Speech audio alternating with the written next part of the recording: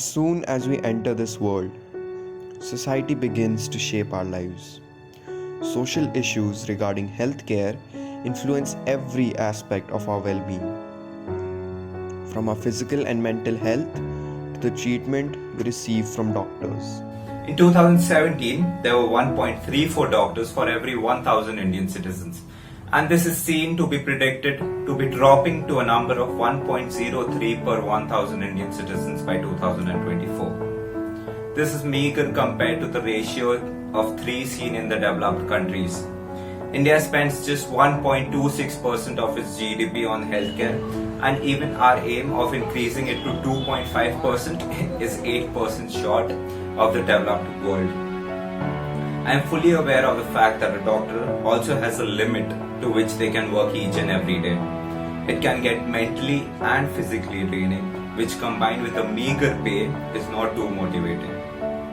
But the fact of the matter is people suffer and die because of the lack of healthcare in our country.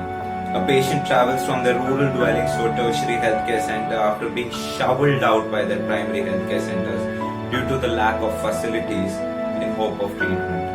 The doctors in our country provide one of the essential stumps for the tiny tent of happiness we have in our country. Government has been improving healthcare facilities for people all over the country by introducing facilities like Aam Aadmi clinics and renovating already built government hospitals in order to provide healthcare to as many people as possible. Of the various societal issues that prevail in our habitat, bullying constitutes as a vital aspect that hasn't been paid much attention to in all these years. It is growing with time and is surely a hidden threat. Throughout my school life, I have experienced many social problems during my education. One of the most prominent being trying to fit in, and I was often bullied at school just because of my height. And I have also faced my fair share of racist people who think it is funny to discriminate against someone who has darker skin. And it is not like I was the only one being treated like this. Many of my classmates and my batchmates would be called gay just because they were a little bit feminine, or just for the simple fact they couldn't grow beards. One of the challenge that educators like myself come across is one child bullying another.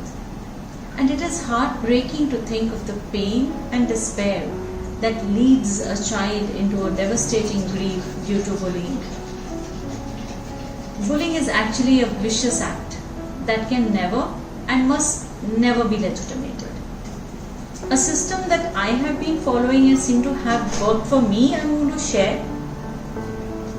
First, be aware of the problem, means be present as an educator. Mostly the victim hesitates to share his story, his or her story.